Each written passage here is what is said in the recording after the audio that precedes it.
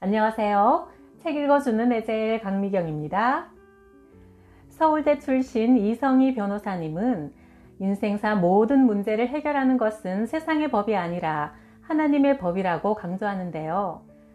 당신의 심장을 되살리는 하나님의 법 알려드릴게요.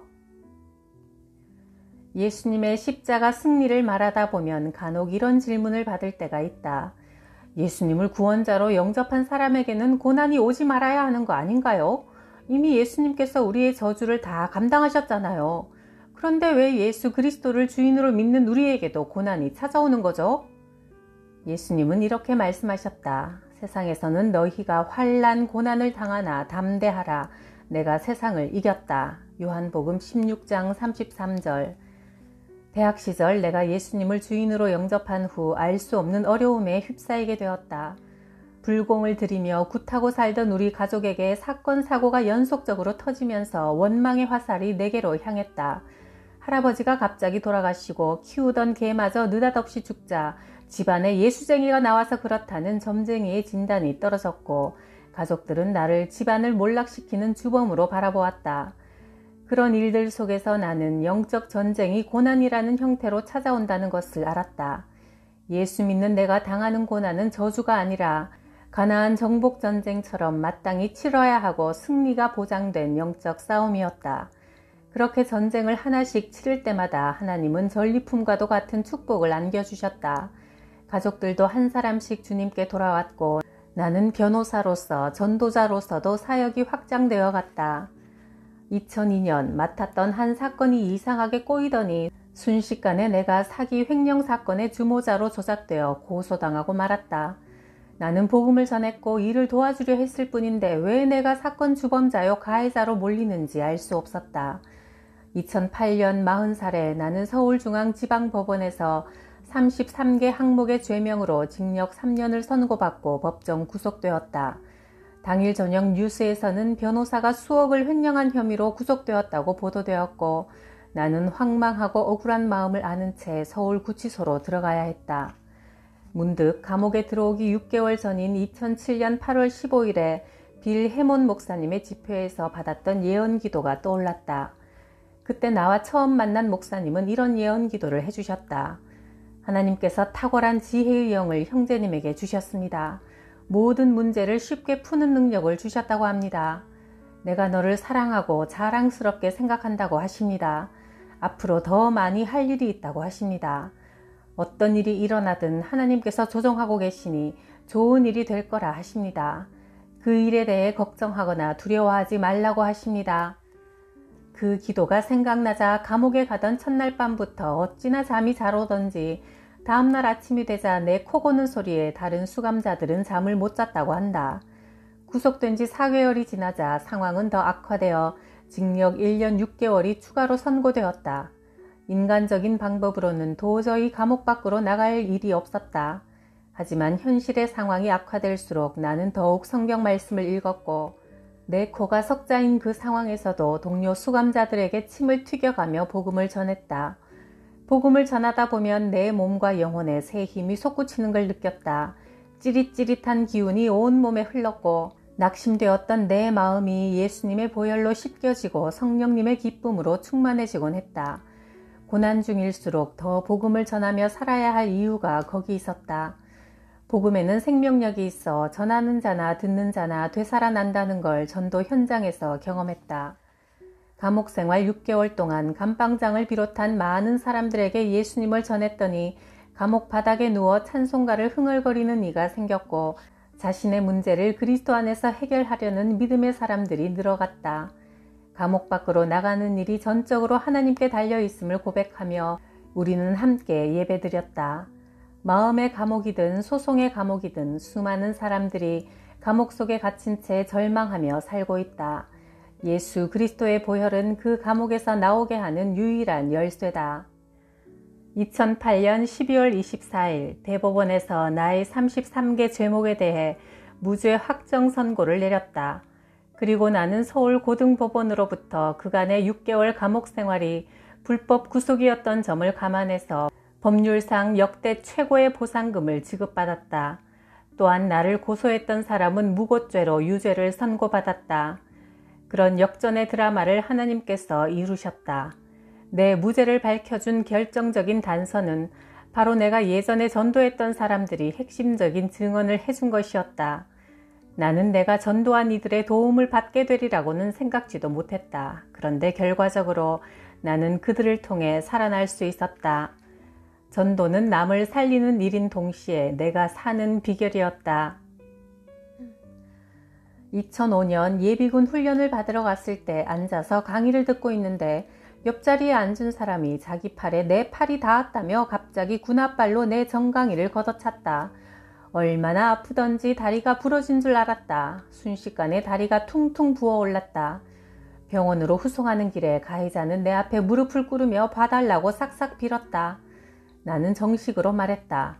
법적으로 구속되실래요? 아니면 예수 그리스도로 구속되실래요? 알고 보니 그는 목사 아들인데도 가족 중 혼자만 예수님을 거부하고 있었다. 나는 진지하게 예수님을 소개했고 그도 진지하게 예수님을 영접했다. 옆에서 후송을 도와주던 사람들까지 그 모습을 보고 감동을 받아 함께 예수님을 영접하는 일이 벌어졌다. 그러나 다리 상처는 잘 낫지 않았다. 염증이 혈관을 타고 썩어 들어갔다. 나는 다시 그를 만났다. 내가 당신을 용서했지만 상처가 깊어지면 진료비가 더 나와서 당신도 힘들어져요. 빨리 이 일이 해결되도록 새벽기도에 나가서 기도해 주세요. 그는 기도하는 사람이 되었고 그 후 내 다리는 세브란스 병원에서 수술받고 깨끗이 치료되었다. 예비군 훈련 때의 이 사건으로 예수님을 영접한 사람이 5명에 이른다. 내가 맡은 의뢰인이 검사에게 현행범으로 긴급 체포를 당해 구속될 위기에 처했다. 나는 변호인으로서 의뢰인을 방어해야 하니 서둘러 검사실을 찾아갔다. 평소 친분 있던 검사였는데 그의 책상 위에 성경책이 펼쳐져 있었다. 그는 교회 다니는 분이 아니었기에 의아해서 그 이유를 물었다. 그러자 자신의 얘기를 털어놓기 시작했다. 내가 너무 힘들어서 그래요. 아내가 결혼 전에 약간 우울증 증세가 있었는데 결혼 후 10년 동안 점점 심해지더니 이제 한계 수위를 넘었어요. 내가 집에 들어가면 칼을 들고 나를 죽이려 한다니까요. 우리는 보통 판사, 검사, 의사 등 외적으로 부러움을 사는 직업의 가정에는 별 문제가 없을 거라 생각한다. 그러나 고위직에 있을수록 돈, 명예, 권력이 커질수록 내부적인 고통은 더 심하다. 더군다나 검사라는 직업은 야근도 많고 힘든 일도 많고 지방 발령도 잦아 가족과 떨어져 지내는 시간이 많다. 검사가 계속 말했다. 아내의 증상을 더 이상 견딜 수 없어 이혼하고 싶지만 아이들 때문에 선뜻 이혼도 할 수가 없고 아내를 병원에 보내봤지만 상태는 더욱 나빠질 뿐 차도가 보이지 않으니 도대체 왜 우리 집에 이런 일이 생긴 걸까? 풀리지 않는 숙제 앞에서 상담사도 만나보고 심지어 무당도 찾아갔지만 어떤 답도 찾지 못했습니다. 그래서 성경에 혹시 답이 있을까 싶어 성경을 보고 있었어요. 나는 절박한 그에게 복음을 전했다. 사모님의 우울증이 깊어지면 자녀에게 옮겨가고 결국 검사님에게도 전해집니다. 온 가족이 우울증의 수렁에 빠지게 되지요. 누군가 이 수렁에서 검사님 가족을 구원해줘야만 합니다. 현대인들이 겪는 우울증, 불면증 같은 정신병은 영적으로 해석하면 하나님과 분리된 상태라 할 수 있습니다. 그러므로 우리가 하나님과 다시 합해질 때, 예수님을 영접하여 성령으로 완전히 충만해질 때 정신질환이 치료될 수 있지요. 먼저 예수 그리스도가 누구신지 알아야 합니다. 예수는 하나님이 구원하시다라는 뜻의 이름이고 그리스도는 예수님이 하시는 일을 나타내는 직함이지요. 그리스도는 기름 부음 받은 자라는 뜻인데 구약 성경에는 왕, 제사장, 예언자를 세울 때 머리에 기름을 부었습니다. 예언자는 하나님의 말씀을 받아 전하는 사람인데 예수님은 이 땅에 오셔서 내가 하나님께로 가는 유일한 길이라고 선포하신 참 예언자이십니다. 둘째, 제사장은 짐승의 피로 백성의 죄를 속하는 일을 맡은 사람인데 예수님은 자신이 어린 양이 되셔서 십자가에서 피 흘려 죽으심으로 인간의 죄 문제를 단번에 완전히 해결하신 참 제사장이십니다. 셋째, 예수님은 세상에서 죽음의 권세를 잡고 왕노릇하는 마귀의 일을 멸하시고 만왕의 왕으로 우리를 통치하시는 진짜 왕이십니다. 따라서 예수가 그리스도이심을 믿고 고백하면 하나님의 자녀가 되어 마귀가 가져다주는 모든 저주와 죽음으로부터 자유를 얻게 됩니다. 베드로가 이 비밀을 깨닫고 예수님은 그리스도요 하나님의 아들입니다 고백하자 예수님이 크게 칭찬하시며 지옥의 권세가 너를 이기지 못한다고 선포하셨지요. 예수가 그리스도이심을 믿음으로 고백할 때마다 사탄은 두려워 떨며 도망가게 된다는 말입니다. 예수가 그리스도이심을 믿는 자는 다 하나님의 자녀요. 예수가 하나님의 아들이심을 믿는 자는 세상을 이긴다고 요한일서 5장 1절 5절이 말씀합니다. 검사님은 복음의 핵심을 알아듣고 예수님을 주인으로 영접했으며 그때부터 가정의 제사장이 되어 아내와 자녀들을 위해 기도하기 시작했다. 얼마 후 그가 내게 말했다. 예수님을 만나게 해줘서 고마워요. 우리 가정의 문제도 기도 속에서 조금씩 해결해 가고 있습니다. 그 후 여러 검사들이 줄줄이 소문을 듣고 찾아와 상담했고 상담은 항상 예수님을 영접하는 기도로 마무리되었다. 예수가 그리스도 구원자이심을 전하는 일이야말로 나도 살고 다른 사람도 살리는 유일한 길이다. 사기 사건으로 나를 찾아온 의뢰인이 이런 고민을 털어놓았다. 저는 하나님을 만나고 싶어 한때 교회에 열심히 다녔지만 못 만났고 그 뒤 1년 동안 절에서 스님 생활을 했습니다.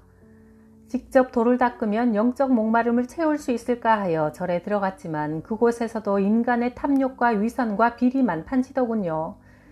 그 후에는 천주교 수도원에서 6개월 수사 생활까지 하다가 지금은 모든 종교를 다 접고 프로이드 정신 철학을 공부하고 있습니다만 그 어디에서도 진리를 찾지 못했습니다. 게다가 믿었던 지인이 제게 사기를 쳤어요. 내가 아는 그 사람은 그런 나쁜 짓을 할 사람이 아닌데 분명 귀신에 씌어 이런 짓을 한 거예요. 돈도 많고 권력도 있는 사람이 왜 가족처럼 지내던 우리 집 재산을 홀라당 사기쳐서 가져갔는지 그 사람이 불쌍하다가도 제가 고소하면 어떻게 저를 해코지할지 몰라 불안해서 저는 잠도 못 자고 대소변 조절 능력까지 마비되어 가고 있어요. 그의 이야기를 찬찬히 듣고 나서 내가 말했다. 선생님은 지금 상대방을 고소해서 돈도 되찾고 싶고 또 악령의 신과 같은 상대방을 옛날로 되돌려놓고 싶으신 거죠? 네, 그렇지요. 그렇다면 먼저 선생님 마음이 평안해져야 합니다. 먼저 마음의 감옥에서 나와 자유로워져야 소송에서도 이기고 상대방을 구할 수 있습니다.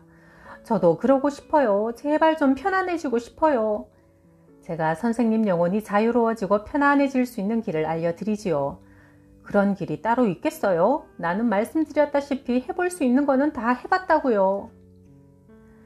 오랫동안 교회를 다녀도 진리가 무엇인지 찾지 못했다면 예수님을 구원자로 만나지 못했다는 뜻입니다. 예수님이 십자가에서 우리 죄를 대신 지고 죽으심으로 인간의 죄 문제를 해결하셨고 3일 후 다시 살아나심으로 죽음 문제를 해결하셨습니다. 우리가 예수님의 그 피를 의지하고 예수님이 내 인생의 주인이요 영혼의 구원자라고 고백하면 이제 더 이상 원수 마귀에게 시달리지 않아도 된다는 거예요. 하나님께서 주시는 모든 복은 예수 그리스도 안에서 주어진다고 약속되었기 때문에 예수님을 그리스도로 영접할 때 우리는 하나님의 자녀가 되는 특권을 갖게 됩니다. 그러자 그는 눈빛을 반짝이며 영접 기도를 따라했다. 불안, 염려, 사기 사건에 눌려 그늘져 있던 그의 얼굴이 어린아이처럼 화사하게 변했다. 기쁘네요. 그는 마음이 편안하고 기쁘다고 했다. 그가 예수님을 그리스도로 영접하는 순간 수고하고 무거운 모든 짐들을 예수님 앞에 내려놓았기 때문이다. 소송에서 이기려면 선생님 마음이 먼저 평안을 유지해야 합니다. 그러려면 매일 성경을 읽고 기도하시고 주일에는 교회 나가서 예배를 드리세요. 그러면 하나님께서 이 사건을 선하게 풀어가실 것이며 상대방의 영혼도 되살려낼 수 있습니다. 사무실 근처 식당에 점심 식사를 하러 갔더니 주인이 기독교 TV를 유심히 보고 있었다. 교회 다니세요? 묻자 교회는 안 다니지만 그냥 궁금해서요 했다. 영적으로 갈급한 문제가 있음을 직감하고 무슨 답답한 일 있으세요? 묻자 기다렸다는 듯 자기 이야기를 털어놓았다. 사실 10년 동안 제가 환청과 가위 눌림에 시달리고 있어요. 10년 전부터 잠만 자려고 하면 누군가 나타나서 나를 눌러요. 그때부터 저는 하루도 편하게 잠을 자본 적이 없습니다. 그런 와중에도 요리를 배우기 위해 프랑스 유학까지 다녀와서 식당을 크게 벌여놓았지만 막상 장사가 잘 되지 않아 다른 사람에게 넘기려니 권리금을 받기 어렵고 계속 하려니 빚만 늘고 고민입니다. 내가 말했다. 사장님은 이제 복이 터졌습니다. 제가 이제부터 진짜 복 받는 이야기를 해드릴게요. 우리가 살아가는 세상에서 일어나는 모든 문제는 사탄, 마귀, 악령, 귀신들이 있기 때문입니다. 그러자 사장이 맞장구 쳤다. 맞아요. 내가 교회는 안 다니지만 그 사실은 너무나 잘 압니다. 내가 날마다 그걸 체험하며 살거든요. 오죽했으면 내가 너무 화가 나서 밤마다 찾아오는 귀신한테 이런 협박까지 했겠어요. 나도 머지않아 죽을 테니 내가 죽으면 나를 이렇게 괴롭히는 너부터 가만두지 않겠다 하면서 베개를 던졌다니까요. 사장님, 그런데 그렇게 하는 걸로는 문제가 해결되지 않습니다. 이 마귀의 일을 멸하러 오신 예수님을 주인으로 모시고 살아야 영적인 힘을 얻어 귀신을 이길 수 있습니다. 그러자 사장님은 예수님을 구주로 영접했고 나는 다음 날부터 일주일 동안 미국 출장을 다녀왔다. 오랜만에 식당을 찾아가서 사장님을 다시 만났다. 그분은 환하게 웃으며 말했다. 제가 매일 밤마다 자기 전에 이렇게 선포했거든요. 예수님은 그리스도요 살아계신 하나님의 아들입니다. 예수 그리스도 이름으로 명하노니 나를 괴롭히는 귀신들은 썩 떠나가라. 그날 이후로 신기하게도 하루도 밤에 귀신을 만난 적이 없습니다. 내 마음이 너무나 평안해졌어요. 두렵지가 않아요. 그 후 그는 식당 가까운 온누리교회를 다니며 구역 예배까지 참여하며 즐겁게 신앙생활을 했다. 그러더니 이런 고백도 했다. 제가 지난 2년 동안 가게가 잘 안 돼서 고민했지만 이제는 그 문제도 하나님께 완전히 맡겨버리니 마음이 편안합니다. 내가 웃으며 말했다. 사장님 마음이 평안해지면 얼굴도 밝아지고 자연히 손님에게도 친절하게 되지요. 사업이 지금보다 잘 될 수밖에 없다는 전망이 나오네요. 예수 그리스도를 주인으로 모시고 하나님의 자녀가 되어 하늘과 땅의 모든 복을 누리고 나누면서 살아갑시다. 구독, 좋아요, 댓글로 사랑을 나눠주셔서 감사해요.